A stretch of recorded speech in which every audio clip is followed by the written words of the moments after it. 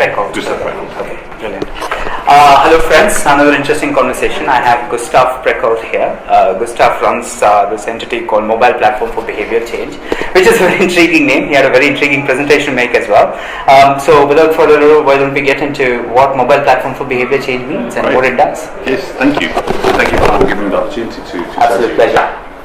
So we have this incredible opportunity in Africa and in India that people that are living at the base of the pyramid have suddenly all in mass purchased mobile phones. So we have the opportunity now for the first time ever to be able to speak to people individually through a mobile phone.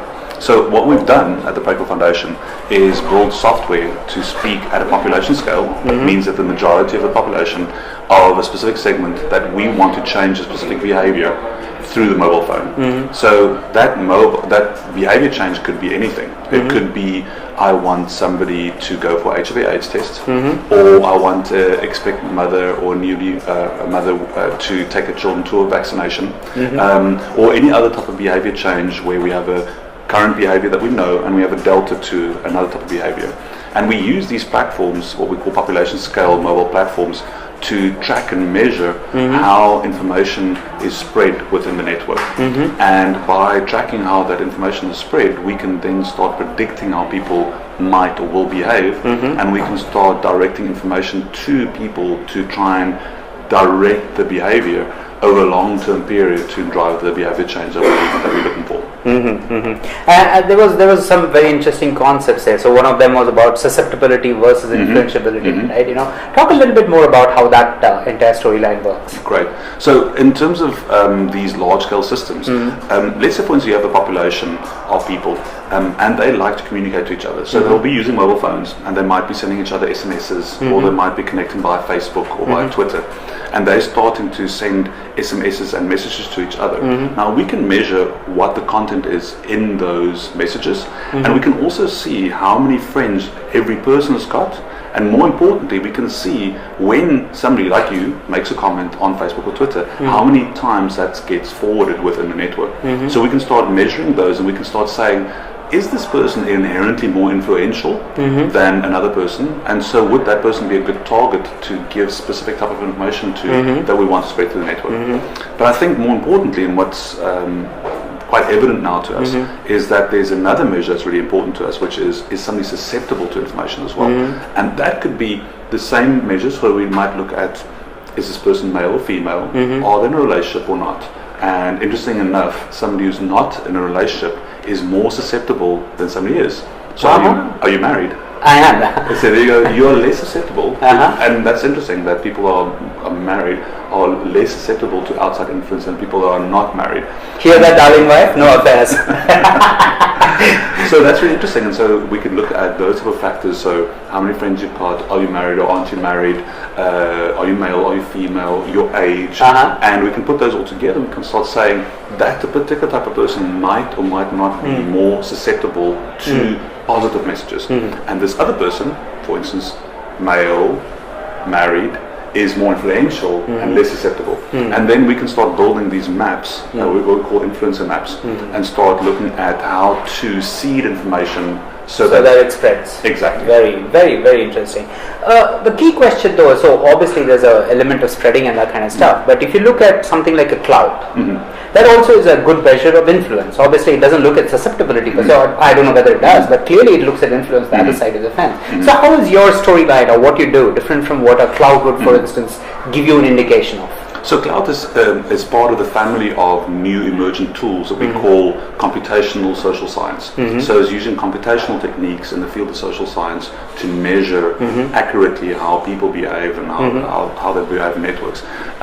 Cloud is interesting because, as you said, they've chosen to measure only influence. And I think the natural reaction, people as humans, we always think that behavior has a lot to do with people that are strong and following them, and so we tend to focus on influence more than we do on susceptibility. Now the latest research shows that susceptibility is as important, and in some cases more important, than influence in determining who do we want to select as a target for behavior change mechanisms. So for us, it doesn't, I mean, if you think about it, it doesn't really matter whether you're trying to influence an influential person or if you want to change behavior in a settled person, the end result has to be the same.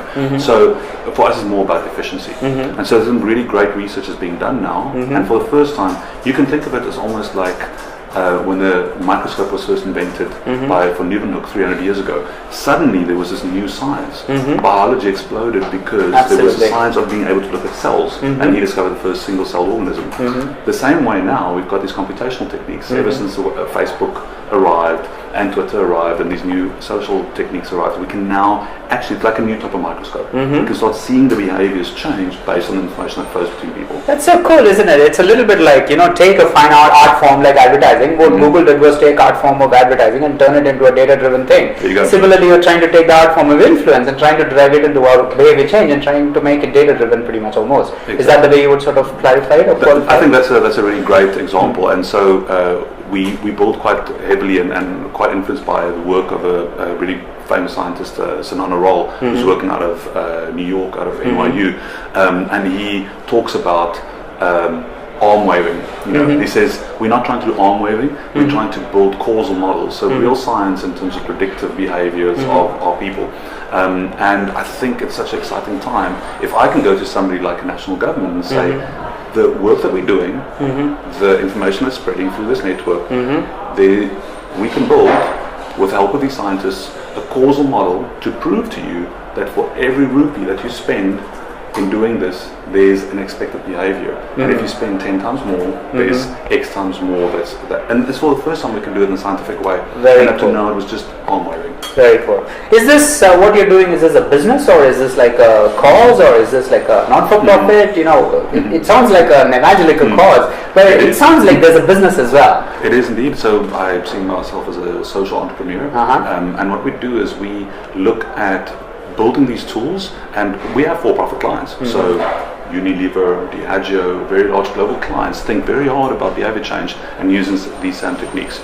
But then what we've also done is utilize these same techniques to drive social impact and social change. So I like to see myself as a social entrepreneur, in other words, doing good but also making money at the same time. Very cool, very cool. And now I want to get to the Peace de Resistance, as it were, right? Which is basically Young Africa Live, which is this notion of AIDS. And I think you described it very well. Why don't you tell us the story again?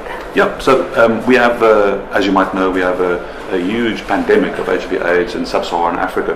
And how I come from, South Africa, as you can probably hear by my accent, it's even worse a problem. And what we found is that young people just do not have the right information. And they labor under the wrong impression that, first of all, HIV/AIDS is a terminal disease. Secondly, even if they get tested for HIV/AIDS, they don't want to know the result, which is a terrible result.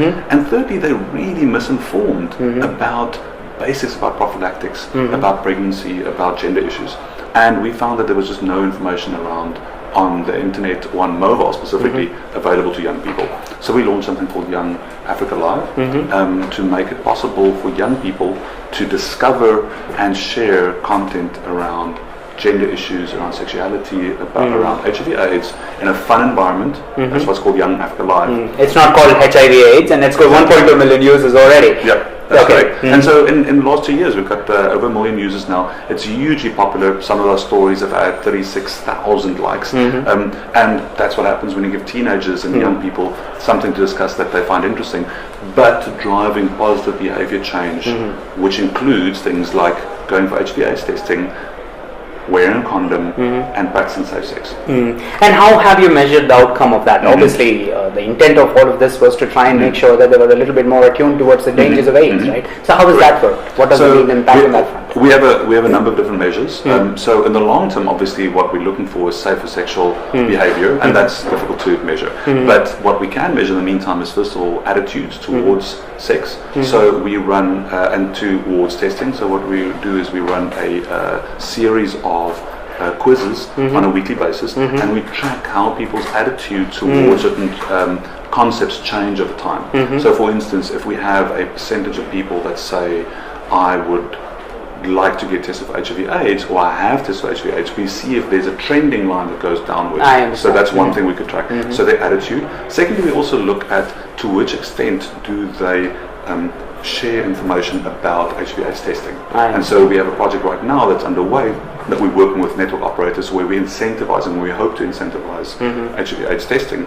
And we will hope to build a model for saying if you incentivize to this extent, then people will go and test. And using that model is a great predictor of being much more effective with aid and with testing. Fabulous. Thank you very much. Great insights, Gustav. I'm sure we'll continue to hear about you and from you. Thank you very much. Really appreciate it. Cheers.